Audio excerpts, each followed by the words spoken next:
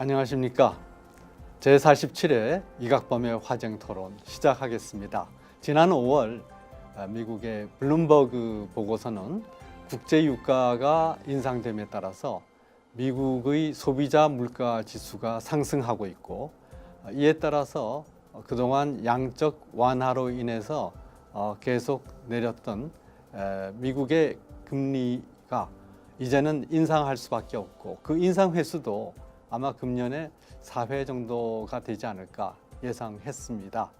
이에 따라서 미국의 10년물 채권 지수도 상당히 급상승하고, 금리 인상이 최근에 거세짐에 따라서 월가의 다우존스 지수와 나스닥 지수가 급락과 약간의 회복을 반복하는 요동치는 장세를 보이고 있습니다. 이렇게 미국의 금융이 불안하게 되면, 그러면 이 많은 변화 요인 중에서 특히 미국의 이자율이 인상되면 신흥국의 금융 통화 위기가 재현되지 않을까 하는 우려가 전 세계적으로 확산되고 있습니다.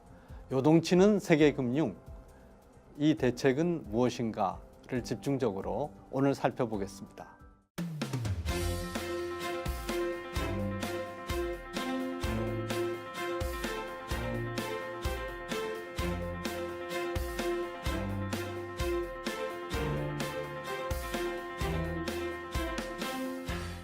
오늘 이 자리에는 안근모 글로벌 모니터 편집장님 직접 나오셨습니다. 바쁘신데 나와주셔서 감사합니다. 감사합니다. 그리고 홍기훈 홍익대 경영학부 교수님 나오셨습니다. 네, 안녕하십니까. 네, 감사합니다. 2008년 금융위기 이후에도 크고 작은 여러 가지 위기설이 끊이지 않아 왔습니다. 사실은 최근에 미국의 금리가 급격히 인상되는 추세에 있는데, 이 또한 그동안 양적 완화로 인한 금리 인하 등등으로 사실은 오래전부터 금리가 정상으로 가야 되지 않는가 하는 것이고, 또 그 정상화되는 과정이라고 볼 수 있습니다. 그러나 일단 월가의 이 공포 지수인 VIX도 급등하였고, 그리고 최근 선진국 6개 통화에 대한 달러 지수를 나타내는 이른바 그 달러 지수 DXY도 상승했습니다. 이에 따라서 예상되었던 신흥국의 통화가 요동치고 있습니다. 현재 이것을 금융위기의 시작으로 봐야 할 것인지, 아니면 좀 더 지켜봐야 할 것인지 여러 가지 얘기가 있습니다만은, 이쪽을 아주 면밀히 관찰하고 계시는 안근모 글로벌 모니터 편집장님께 먼저 여쭤보겠습니다. 예. 이거를 위기의 시작으로 봐야 되겠습니까? 아니면 그 보통 이제 위기라고 하면은 그 대부분의 경우에 빚이 많아서 발생하는 일입니다. 그래서 네네. 그 빚을 계속 늘려나가다가 더 이상 갚을 수 없는 순간을 맞게 되고, 그러다 보면 이제 빚을 빌려준 금융기관들이 도산을 하게 되고, 그렇게 해서 금융 시스템이 이제 망가지게 되면은 돈을 이제 그 꼭 필요한 사람한테 빌려주기 어렵게 되고, 그렇게 해서 이제 금융이라는 것, 돈 흐름이라는 것은 이제 인체에 비유하면 혈관하고 비슷한 건데, 혈관에 이제 혈액이 제대로 돌지 않아서 멀쩡한 이제 기업이나 경제 주체들도 도산하게 되는 이런 것들이 이제 보통 우리가 일반적으로 얘기하는 위기다라고 할 수 있고요. 그런 가운데 이제 서로 못 믿어서 또 그 위기가 이제 번지게 되고, 이게 전 세계적으로 확산되는 그런 전염성이 있고, 그 과정에서 결국은 대량 실업이 발생하는 게 위기다라고 했을 때, 지금 현재 당장 구체적으로 어느 곳에서 어떤 형태로 위기가 언제쯤 발생할 것이다 이렇게 그 예상하고 하는 것은 제 그 범위로서는 이제 그 어려운 일이지만은, 방금 말씀드렸듯이 빚이 계속 그동안 글로벌 금융 위기 이후에도 계속 증가했기 때문에 위기의 가능성은 항상 있고, 우리는 항상 그 위험한 경제, 위험한 세상에 살고 있다. 특히 이제 그 빚이 계속 늘어나는 가운데 경기 사이클이 이렇게 이제 꺾이게 되면은 빚을 못 갚는 사람들이 늘어나게 되고 그렇게 그렇죠. 되면은 좀 네. 더 위험해진다. 뭐 그런 상태다라고 볼 수 있겠습니다. 네. 역시 빚과 위기는 상당한 관계가 있다 이렇게 볼 수 있는데요. 우리 홍기훈 교수님 어떻게? 일단 저는 아직 말씀해 주신 대로 위기라고 부를 상황까지는 아닌 것 같지만 아마도 현재의 국제적인 거시경제적 상황을 놓고 봤을 때는 위기의 전조가 아닐까라고 생각은 합니다. 이게 베네수엘라, 아르헨티나, 이란, 터키가 벌써 이제 외자 이탈에 시달린 경험이 있고요. 이 사실 현재 중동의 위기는 2013년 유럽발 위기와 연결이 돼 있다고 할 수 있습니다. 그 중에서도 아르헨티나는 벌써 IMF에 구제 요청을 한 상태고요. 이게 아시아도 이머징 마켓이죠. 아시아도 만만치 않은 게 인도네시아 루피아도 올해 들어서 가치가 9% 정도 벌써 떨어졌습니다. 네. 그 이탈리아와 스페인도 GDP 대비 레버리지가 굉장히 높은 상황이라고 알려져 있고요. 중국과 홍콩도 현재 그 부채 비중이 굉장히 높다고 알려져 있습니다. 전 세계적으로 이렇게 부채 비중이 높아지는 큰 이유는 안 편집장님께서도 말씀해 주셨듯이 경제 성장을 이루기 위해서인데요. 사실 경제가 성장을 하지 않게 되고 성장이 둔화되기 시작을 하면 국가들이 이자율을 낮춘다거나 양적 완화를 한다거나 여러 가지 방법을 통해서 경기 부양책을 내놓기 마련입니다. 그러다가 보면은 경제가 성장을 하지 않은 걸 억지로 성장을 시키려다 보면 버블이 끼게 되죠. 버블이 끼게 되면 금융적으로는 외적 성장을 이루고는 있으나 실물 경제가 성장을 안 하는 현상이 벌어질 수 있는데요. 그렇게 되면 두 경제 사이에 괴리가 발생을 하고 그 두 괴리가 조정되는 과정을 저희는 그 금융위기라고 일반적으로 이야기를 합니다. 실물 경제와 금융 경제가 같이 움직이게 되면 실질적으로는 위기가 발생할 확률이 확실히 낮아지는 것은 사실입니다. 그런 관점에서 현재 미국을 제외한 대부분의 국가들의 성장이 둔화되고 있는 상황에서 이 간극이 넓어지면 넓어질수록 위기가 올 확률은 높아질 것이라고 생각을 합니다. 예, 방금 우리 홍기훈 교수님 실물 경제와 금융 부문이 밀접하게 맞물려 있어서 이 사이에 있어서의 저성장이 결국은 금융 위기로 연결될 수도 있다라고 말씀해 주셨는데 국내 금융 부분을 제외한 상장 기업의 영업이익이 최근 급격히 떨어지고 있습니다. 작년까지는 3년 연속해서 두 자릿수 이상 35%까지 영업이익을 냈었는데 그런데 이게 그 3년 내지 5년이죠. 지난 5년 동안 기업이익 규모가 30%까지 이르렀었는데 올해는 두 자릿수가 드디어 한 자릿수까지 하락했고 내년에는 기업이익 전체가 마이너스로 떨어질 수 있다 이런 전망도 나오고 있습니다. 그래서 이 마이너스까지 가지는 않겠지만 설마 이게 참 여러 가지로 우려되는 상황인데 이렇게 우리나라의 실제로 실물 경제가 침체하게 되면 우리나라 금융 부문도 상당한 타격이 있지 않을까 싶은데 어떻게 그렇습니다. 기본적으로 금융에서 이제 그 금융 비용이라는 거, 네. 이자라든가, 네. 여타 이제 그 주주들한테 배당을 한다든가 그런 자본 비용, 기본적으로 돈을 이제 남의 돈을 갖다 쓸 때 뭔가 이제 대가를 치러야 되는데 제일 쉬운 게 이제 이자죠. 근데 이 이자라는 것이 기본적으로 내가 그 돈을 빌려서 어디에 이제 투자를 했을 때 그 이상의 이제 그 자본 이익을 낼 수가 있어야 됩니다. 그래서 기업 같은 경우는 이윤율에 해당할 수 있겠고요. 네. 그래서 자본을 내가 더 투자했을 때 이자 이상으로 벌 수 있다면은 이거는 굉장히 좋은 금융이라고 할 수 있고 그런 금융이 그 실물 경제에 계속 공급이 된다면 우리는 이제 더 성장하고 더 잘 살 수가 있을 겁니다. 그런데 우리가 그 이자를 남의 돈을 빌려와 가지고 그 이자보다 낮은 정도의 돈을 밖에 벌 수 없다면은 오히려 아니면은 그 돈조차도 벌 수 없다면은 이 금융은 그야말로 이제 수혈에 불과한 것이죠. 그렇죠. 그래서 지속되기가 어렵고요.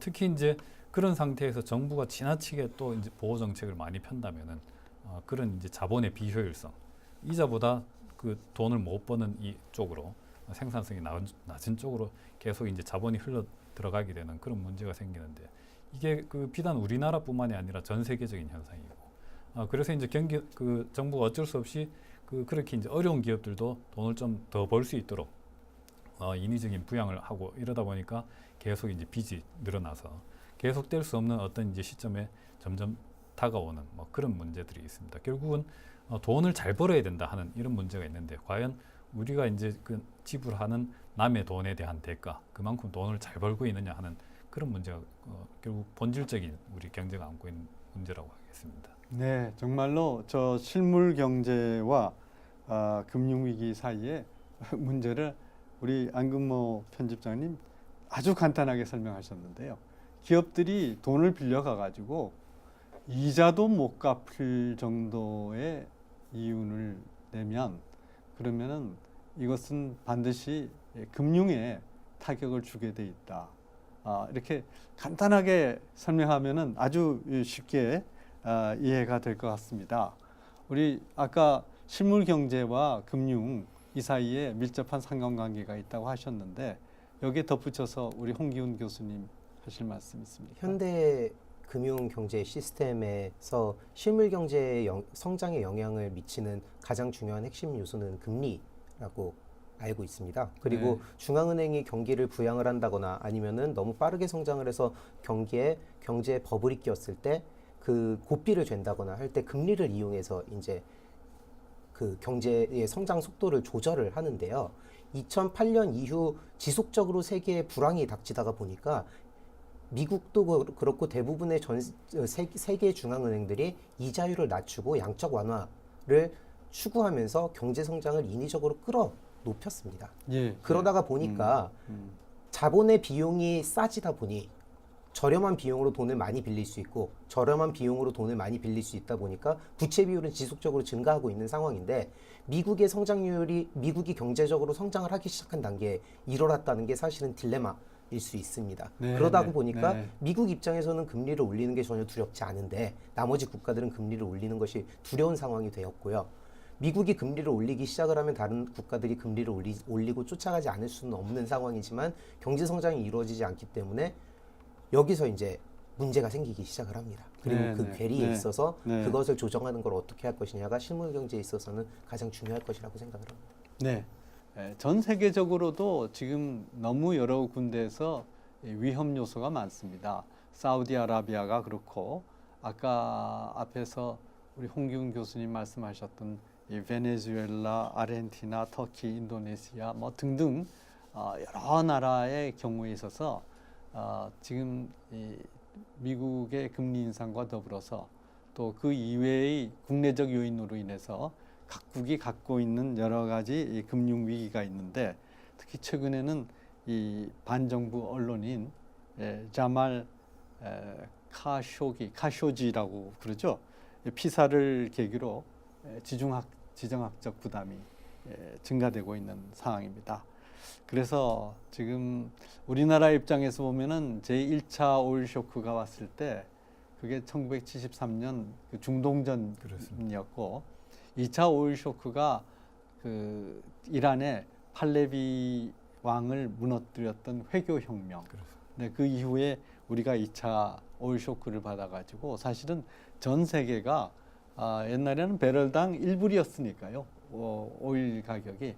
그러다가 그게 갑자기 2디짓으로 뛰다가 이제는 뭐 3디짓으로 가려고 하는 이 세 자릿수로 가려고 하는 이런 상황에서 지금 중동 상황이 상당히 우리에게는 추가 주목되는데 사우디아라비아는 여러분들 잘 아시지만 세계의 그 원유 생산에 있어서 통상적으로 생산되는 것 플러스 항상 그 비축분이라는 것이 있는데 원유 가격의 안정을 위해서 그 비축분의 거의 대부분을 사우디아라비아에서 생산한다 이렇게 평가하면 되기 때문에 사실은 이 사우디아라비아의 국내 정세가 어떻게 되느냐 하는 것이 지금 현재 일어나고 있는 세계 경제 전체 변화에도 영향을 미칠 것 같습니다. 이걸 어떻게? 그 이제 말씀하신 대로 지금 그 사우디에서 일어나고 있는 일들은 그 오일 쇼크 1차 오일 쇼크 특성과 2차 오일 쇼크 특성을 동시에 갖고 있습니다. 그래서 예. 그 사우디가 최근에 그 이번 이제 언론인 피살 사건과 관련해서 자기 나라를 제재를 한다면은 그 과거에 사용했던 것과 같은 원유의 무기화, 뭐 네. 이런 가능성을 굉장히 강하게 시사를 하는 그 공세를 펼쳤습니다. 그 이후에 물론 부인하긴 했지만은 그 가능성은 여전히 남아 있고, 또 한편으로는 사우디 왕정이 지금 이 문제로 인해서 불안해지고, 지금 이제 사우디 실업률이 그 뭐 역대 최고치로 높아져 있습니다. 이런 경제적으로 좀 좋지 않은 상태에서 정국이 이제 국내 정국이 불안정해진다면은 이란 사태와 같은 뭐 그런 문제가 생길 수 있겠죠. 어쨌든 간에 그런 이제 두 가지 그 유가에 굉장히 큰 그 유가가 오르게 되는 뭐 그런 압력들이 있는데, 저는 또 동시에 유가는 굉장히 많이 떨어질 위험도 있다고 봅니다. 우리가 유가가 많이 떨어져서 원유가 싸지면은 우리는 굉장히 좋긴 하지만은 그 나쁘지 않은 이유로 인해서 떨어졌을 때 좋은 것이지, 그 나쁜 이유로 떨어지는 경우는 굉장히 안 좋은 겁니다. 즉, 전 세계 경제가 굉장히 나빠서 원유 수요가 죽기 때문에 그래서 유가가 떨어진다면 굉장히 힘든 것이고, 지난번처럼 이제 원유 생산이 많아가지고 유가가 많이 떨어진 경우에도 우리는 굉장히 어려움을 겪었습니다. 그런데 만약 이제 앞서 말씀드렸던 것 같은 중국의 굉장히 그 경제가 크게 흔들리게 되고 위안화 환율이 굉장히 많이 뛰어오르게 된다면은, 중국은 세계에서 무역을 가장 많이 하는 나라이기 때문에, 또 굉장히 많은 나라들과 무역 경쟁을 하는 나라이기 때문에 중국의 환율이 뛰면 다른 나라 환율도 다 같이 뛰어야 됩니다. 그렇게 되면은 마치 달러가 동시에 굉장히 달러 가치가 뛰어오르는 것 같은 충격이 가해지고요. 그렇게 되면은 원유가 비싸서 소비하기 어렵게 되고, 결국 이제 유가가 크게 떨어지는 뭐 그런 또 뭐 가능성도 굉장히 잠재되어 있습니다. 그래서 원유 가격에서 보듯이 그 원유 가격이 굉장히 많이 뛰어오를 위험, 굉장히 또 많이 떨어질 위험, 이게 동시에 있는 그런 모습이 지금 우리가 처해 있는 경제 현실을 굉장히 상징한다라고 말씀드릴 수 있겠습니다. 네네. 이것과 관련해서 아까 홍기훈 교수님 베네수엘라, 아르헨티나, 터키, 인도네시아, 그리고 이탈리, 스페인 이 사례를 드시고 현재 국제 금융에 상당한 검은 그림자가 비치고 있다 하셨는데, 이거를 그런 나라들 다 합해서 어떤 지금 영향이 있을지. 일단 사우디에서 일어난 일이 굉장히 전 세계적으로 핫 이슈입니다. 우리나라에서도 많은 관심을 가지고 있지만 현재 사우디가 정상 국가로 돌아서려는 길목에서 딱 이 이슈가 터진 거거든요. 그렇죠. 그러다가 보니까는 우리 이제 금융시장에서 저도 이제 그 업계에서 일을 하기도 했고, 제 친구들의 의견을 들어보면, 이제 제 직장 동료들의 현업에 있는 사람들의 의견을 들어보면, 사우디가 정상 국가가 되게 되면 그 원유 시장의 가격이 조작될 위험이 적어지기 때문에 굉장히 훌륭한 결과를 나올 수 있다라는 시장의 낙관론이 존재하고 있었습니다. 사우디의 정치적인 상황 덕분에. 그래서 이란에 대한 제재도 사실 어느 정도는 자신 있게 내 다음 달 5월 5일부터 시작을 하죠. 이제 할 수 있었던 부분도 있었는데, 사우디에서 이런 문제가 터지는데 이란이 제재를 당하면서 감축해야 하는 분량을 사우디에서 메꿔줘야 하는 상황에서 사우디가 제재를 같이 당하게 되면은 유가가 오를 확률은 매우 높아집니다. 문제는 네. 베네수엘라도 굉장히 큰 산유국 중에 하나인데요. 베네수엘라도 지금 사실은 제재를 당하고 있습니다. 그러다가 보니까 이 전체적으로 미국을 제외한 나머지 국가들은 사실은 유가 상승에 대한 위험을 매우 크게 체감할 수밖에 없는 상황이 다음 달부터 시작이 될 거라고 생각을 하는데, 그럴 때 오히려 선제 대응을 해서 더 경기 침체가 일어날 수 있는 확률도 없지 않아 있습니다. 그렇군요. 이게 전부 저 유가로부터 시작된다는 것이 우리에게는 굉장히 큰 시사점을 가지고 있고, 모두에 말씀드렸던 블룸버그 보고서 지난 상반기에 1년의 이런 금융 프로세스 자체가 그 촉발은 유가 상승이라는 것을 전제로 해가지고 했기 때문에, 특히 최근에 아주 큰 사우디의 이런 문제인데, 이 미국의 금리 인상으로 인해 가지고 신흥국들이 상당히 많은 타격을 받고 금융위기 전 단계까지 조짐을 보이고 있는데, 특히 우리나라처럼 태국과 인도네시아로부터 시작했던 아시아 금융위기에 직격탄을 맞아가지고 1997년 이 외환위기를 당한 그 경험으로 보면, 신흥국의 금융위기를 우리가 먼 산에 불 보듯이 할 수 없는 그런 상황입니다. 그래서 이렇게 지금 예상되고 있는 또 금리 인상을 볼 때 신흥국들은 앞으로 어떻게 될 것 같습니까? 저는 뭐 그런 이제 얘기를 많이 하고 다닙니다. 그 돈값이라는 것은 두 가지 이제 종류가 있는데 그 영어로는 이제 둘 다 레이트라고 표현을 합니다. 하나는 네. 금리, 인터레스트 레이트고요. 네. 하나는 환율입니다. 익스체인지 레이트인데 네. 오늘날 현대에 와서는 미국의 금리보다는 달러화의 가치, 그러니까 각국의 다른 나라에서의 환율이 훨씬 그 나라 금융이라든가 실물 경제에 큰 영향을 미칩니다. 왜냐하면은 이자율이라는 것은 뭐 많이 움직여 봐야 뭐 1%, 2% 포인트 정도 뭐 그렇게 움직이지만은 그래서 미국이 뭐 1%, 2% 포인트 이렇게 금리를 올려도 어느 정도는 따라갈 수 있지만은 환율이 조금만 움직이면은 10%, 20%씩 움직이고 많이 움직일 때는 100% 이상 움직이기도 합니다. 그래서 특히 이제 그 말씀하셨던 뭐 그 인도네시아라든가 이미 이제 위기를 겪고 있는 아르헨티나, 터키 이런 나라들은 공통점이 경상수지 적자가 굉장히 많습니다. 그래서 경상수지 적자가 많다는 것은 빚을 계속 내야 된다는 것이고 그 빚이 자기 나라 중앙은이 그 찍어내는 그런 빚이 아니라 외국의 돈을 빌려야 됩니다. 주로 이제 특히 문제가 되는 것은 금융위기 이후에 특히 전 세계 금융 그 외화 금융이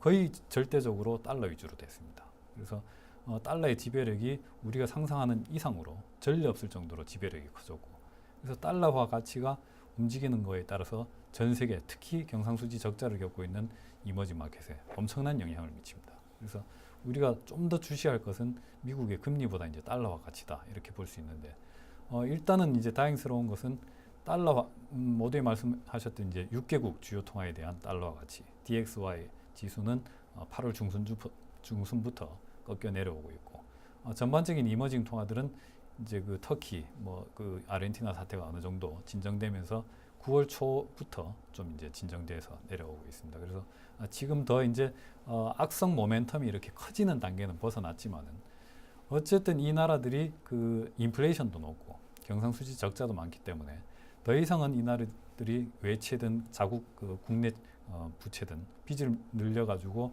부양을 하는 이 그 방향으로 갈 수는 없고 허리띠를 바짝 졸라매야 되고 이런 것들이 전반적으로 전 세계 총수요에 영향을 미칠 것으로 보이고요.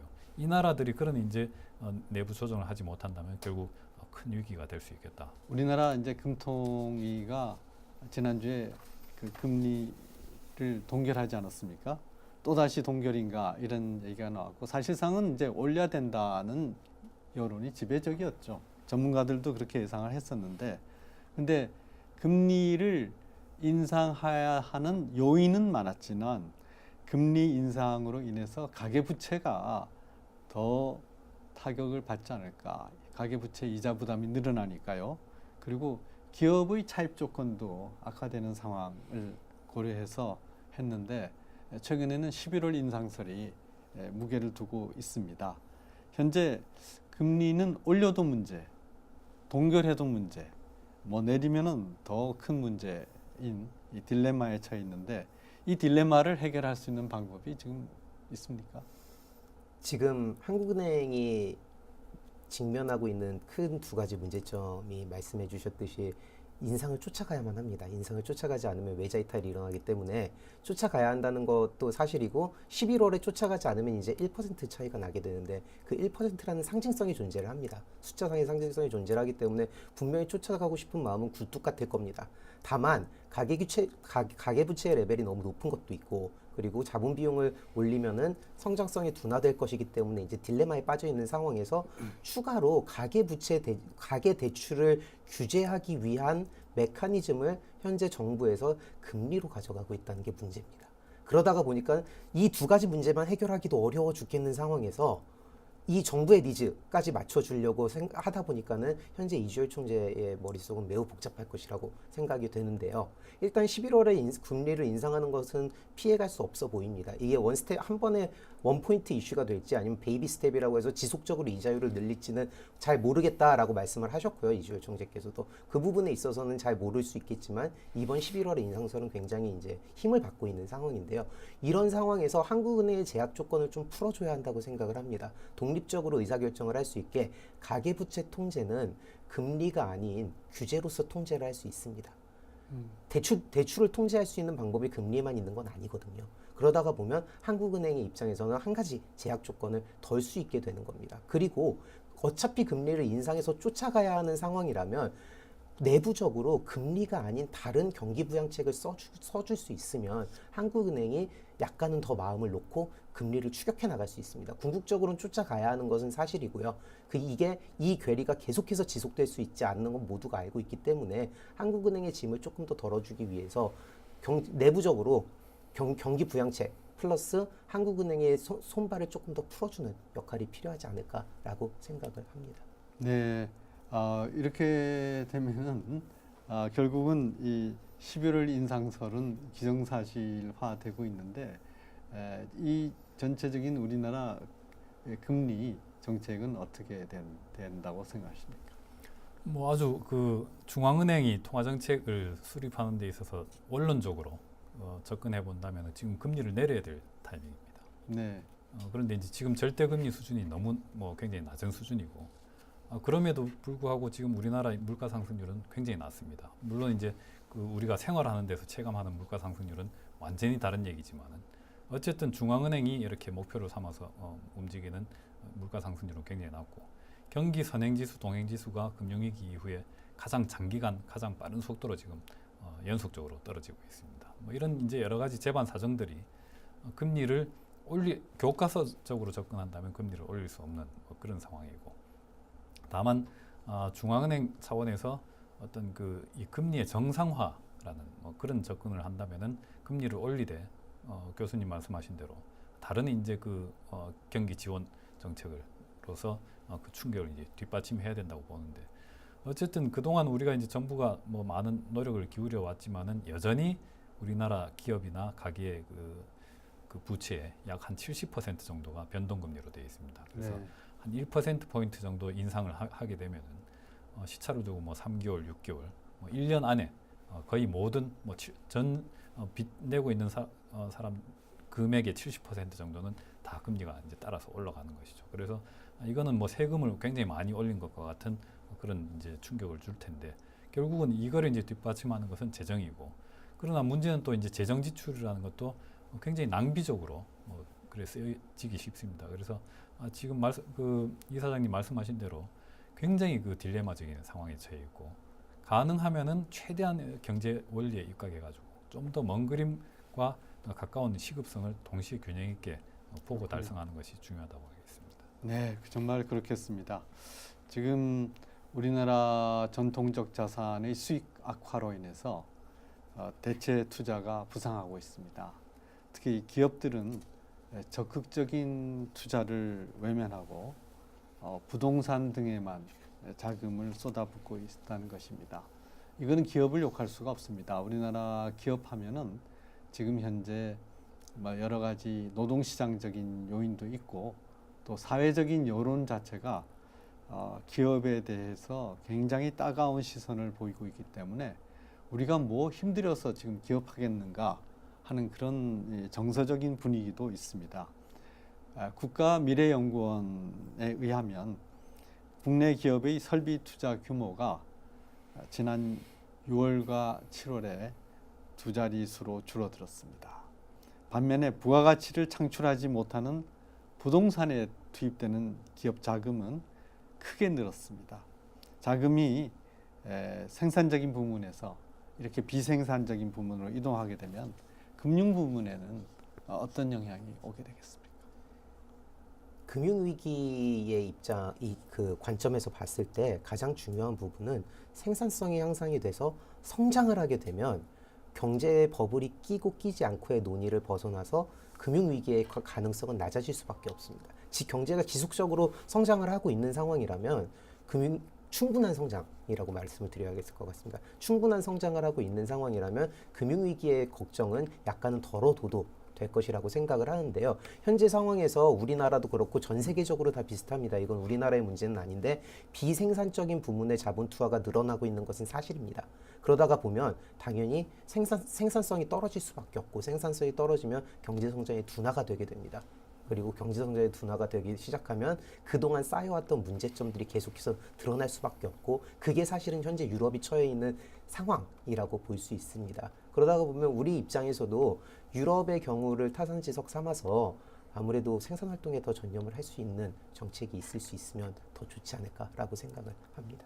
예, 역시 생산성으로 우리 홍기훈 교수님 말씀 들어보면은 생산성으로 귀결되고 금융이라는 것은 바로 이 실물 경제와 밀접한 관련을 갖고 있고 또 말씀하신 것처럼 실물 경제에서 충분한 성장을 하면 결국은 금융 부문이라는 것은 그 성장을 흡수하기 때문에 위기와 멀어지게 되는데 지난 1996년에 외환위기가 발생한 1997년 전입니다.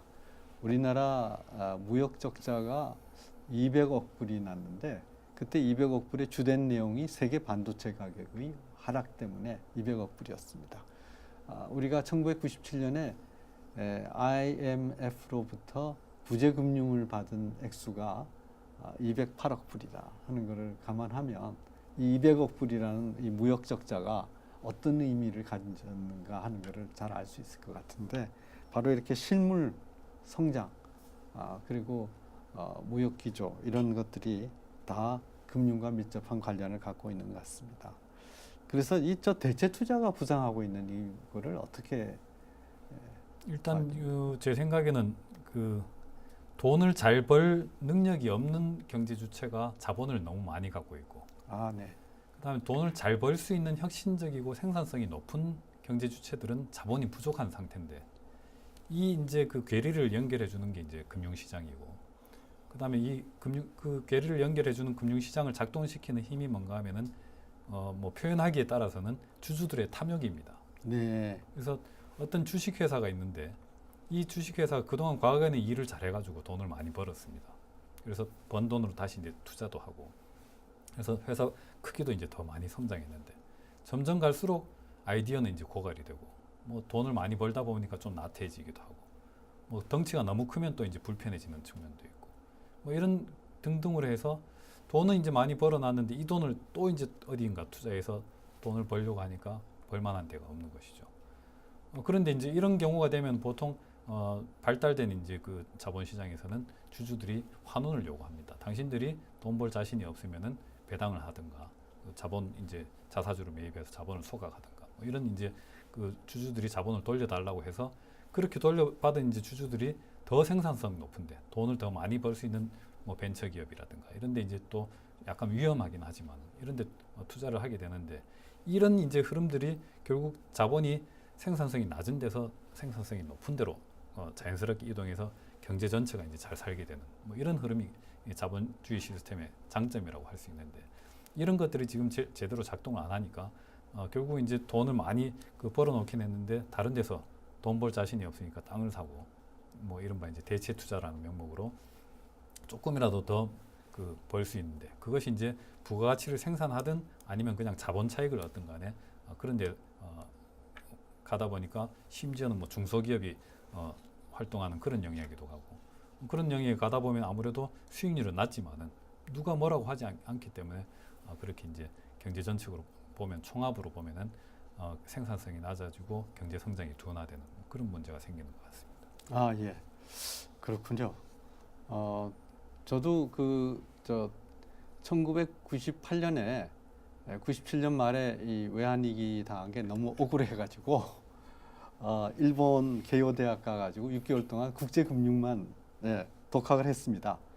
그때 그 미국의 페드에서 금리 인상하는 것에 대해서 물론 금리 인상하고 인하하고 하는 것을 단번에 하는 것이 아니라 상당히 오랜 기간 하지만 매일 페드가 어떤 계산을 하고 있다는 것이 나오는데 제가 그때 파악한 주 변수는 고용이 늘어나면 금리를 인상하고 그리고 소비자 물가 지수가 너무 높아지면은 또 금리를 인상하고 그다음에 고용이 안 되면 금리를 인하하고 이 두 변수를 가지고 페드가 주로 한다는 저는 뭐 전공하는 사람이 아니니까 단순하게 이제 그렇게 봤는데 미국의 이 최근에 제롬 파월 페드 의장이 미국의 금리 인상이 너무 빠르면 경기 확장이 조기에 마감돼 가지고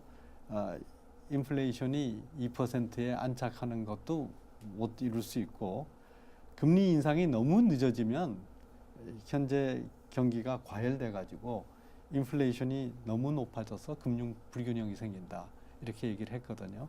바로 이 변수를 갖고서 그렇게 얘기하는 것 같은데 그런데 여기에 지금 금리 인상을 해야 되는 이 시점에서 이 트럼프 정부는 이 반대로 10년간 1.5달러를 감세하겠다 그랬습니다.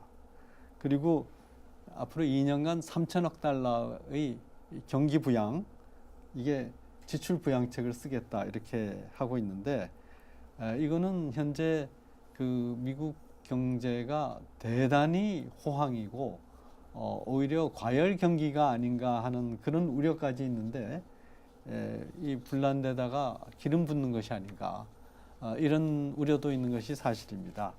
그래서 이 페드가 금리 인상을 할 수밖에 없는데 또 트럼프 대통령은 역대 대통령이 페드에 대해서는 언급을 안 했는데 근데 페드가 미친 짓을 하고 있다 이렇게 얘기하지 않았습니까? 그래서 이걸 어떻게 봐야 됩니까? 미국의 이 연준의 페드의 앞으로의 동향과 일단 영향. 중앙은행의 금리를 이용하는 이유 또는 목적은 정확합니다. 밸런스를 맞추기 위해서입니다. 균형을 맞추기 위해서고요. 네. 무조건적인 경제 성장을 원하는 것도 아니고 경기 침체를 원하는 것도 아니고 너무 높은 그 unemployment rate. 네. 그러다가 보니까 제롬 파월 의장의 코멘트는 적절했다고 생각을 합니다. 일단 그러나 행정부의 입장에서는 또 다르고 또 입장이 다를 수밖에 없거든요. 행정부는 네. 당연히 자신의 행정 그 기간 동안 이제 성장을 이루고자 하는 그 욕망이 존재를 할 수밖에 없는데요. 그들의 입장에서는 그렇기 때문에 중앙은행의 독립성이 매우 중요하다라고 생각을 합니다. 중앙은행은 균형자적인 역할을 하는 존재지 어떤 특정 정책이나 아니면 어떤 특정 버블을 키우기 위해서 존재하는 존재는 분명히 아니거든요. 아직까지 퀀티테이티브 이징을 양적 완화를 통해서 지속적으로 이자율을 낮추고 경기를 부양했던 이유도 충분히 이해를 할 수 있고요. 이제 다시 금리를 올리는 가장 큰 이유 중에 하나가 총알을 쟁겨놓는다라고 저희가 얘기를 합니다. 총알을 준비한다는 얘기는 나중에 또 금리를 인하해야 할 필요가 있을 때, 상황이 왔을 때 미리 금리를 인상을 해놔야 낮출 수 있는 거거든요. 근데 그런 상황에서 행정부가 이미 잘 돌아가고 있는 경제에 대해서, 이미 충분히 성장을 이루고 있는 경제에 대해서 더 기름을 붓기 위해 중앙은행을 압박을 하는 것은 그렇게 좋아 보이지는 않습니다. 물론 이제 전에 그 페드 의장 했죠. 버냉키 의장 전에 그린스팬 아주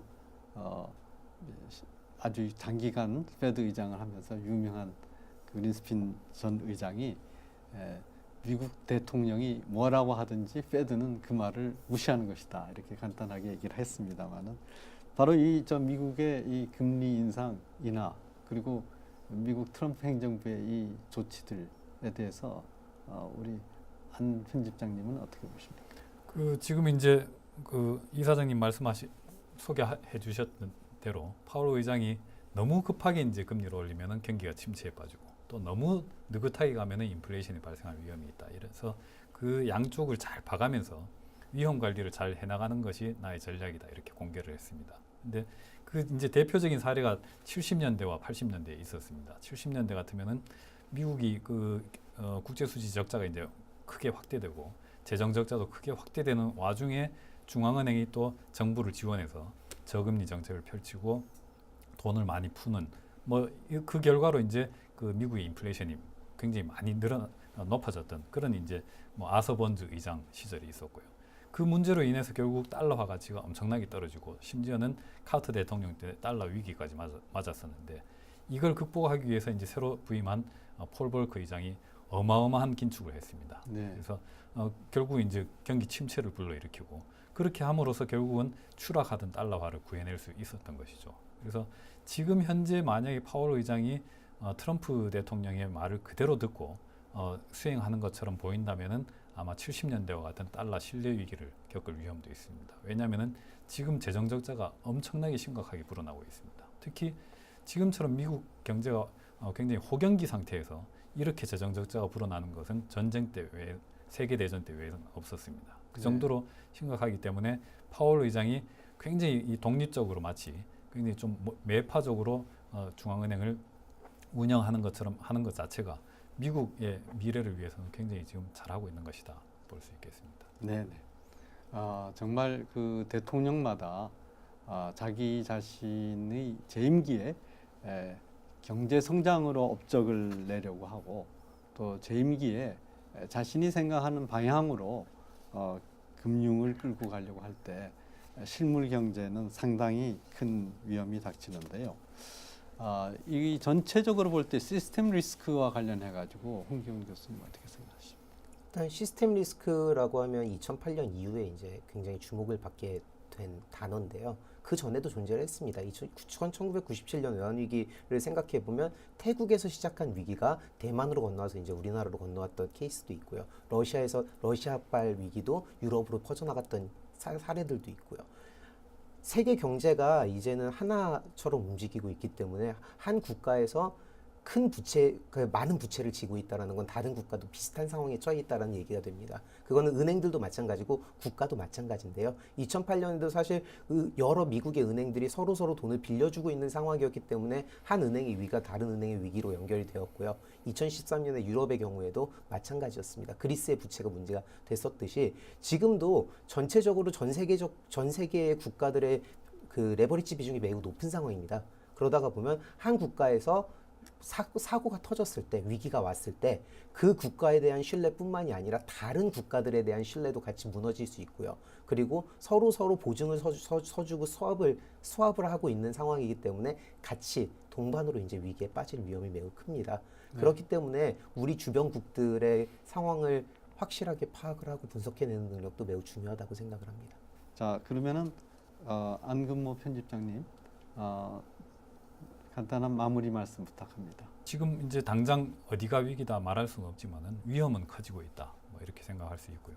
그런데 또 너무 거기에 따라서 위축이 되면은 경제 활동 자체가 지나치게 둔화되는 이런 문제가 있고 또 너무 방만하게 이렇게 한다면은 혹시 다가올 수 있는 그런 위험에 제대로 대응하지 못하는 그런 굉장히 그것도 역시 그 딜레마의 문제라고 할 수 있겠죠. 그런 측면에서 정보의 중요성이 굉장히 크다고 할 수 있겠고 정부가 특히 많은 정보를 가지고 경제 주체들하고 잘 소통을 해서 지금 상태가 정확하게 어떻고 정부가 이제 어떤 신뢰를 가지고 이 경제가 잘 그 운영될 수 있도록 아무래도 경제 주체들이 보기에 정부가 확실히 우리보다 더 많은 정보를 가지고 합리적으로 움직이고 있구나 하는 신뢰를 준다면은 지금 뭐 커지고 있는 이런 위험도 잘 극복해낼 수 있지 않겠는가 하는 생각이 듭니다. 네. 우리 홍기훈 교수님은 마무리 말씀 어떻게 하시겠어요? 전 세계적으로 경제 성장이 둔화되고 있는 상황입니다. 그리고 거기서 우리도 당연히 자유로울 수 없다라고 생각을 하고요. 현재 경기 부양책도 매우 중요하고 그리고 더 이 위기를 타개하기 위한 더 급진적인 방법들도 존재할 수 있겠으나 항상 장기적으로 봤을 때 가장 중요한 거는 균형이라고 생각을 합니다. 그리고 미국의 성장이 우리에게 미치는 영향도 있고 분명히 우리에게 기회가 될 수도 있습니다. 그러다가 보니까 현재 우리 나라 내에 있는 경제 주체들도 균형적인 시각을 가지고 너무 한쪽으로 편향되지 않게 경제 활동을 해 나갔으면 좋겠다라는 바람이 있습니다. 네. 지금까지 안근모 글로벌 모니터 편집장님 그리고 홍기훈 홍익대 경영학부 교수님 나오셔서 아주 좋은 토론을 해주셔서 많은 분들이 이해할 수 있게 현재 세계 금융의 상황에 대해서 설명해 주셨습니다. 우리나라가 1997년에 이른바 IMF 구제금융이라고 하는 그런 금융위기를 맞이했었는데 이거는 세 가지 요인이 결합해서 일어났습니다. 하나는 외생적인 변수로서 태국과 인도네시아에서 발생했던 금융위기가 한국을 돌고 남미로 가서 러시아에서 종결된 일종의 국제금융의 도미노 현상이고 내생적 변수로서는 우리나라가 그때 1997년 4월에 삼보 철강을 부도 처리하려고 했으나 거센 정치권의 그 공세로 인해서 제대로 하지도 못하면서 이어서 기아자동차마저 부도 처리를 못하고 결국은 이것이 국제 신인도에 큰 손상을 입게 됐습니다. 임기 종료를 앞둔 대통령은 아무것도 할 수 없다는 것이 드러났었는데요. 다만 이 외환 위기를 극복하는 과정에서 큰 효자 노릇을 한 것이 국가 재정이 튼튼하여서 여러분들이 잘 기억하시지만은 많은 부분을 공적 자금에 의해서 해결해서 기업 부채를 갚을 수 있었습니다. 우리나라의 이런 전례를 생각한다면 앞으로 우리나라는 현재의 침체기에서 더욱 기업의 구조조정에 힘을 쏟아야 되고 기업 구조조정을 제대로 해서 국제금융의 이 변동에 대응하기 위해서는 국가 재정을 튼튼하게 견실하게 유지하는 것이 중요하다고 생각합니다. 오늘 시청해 주셔서 감사합니다.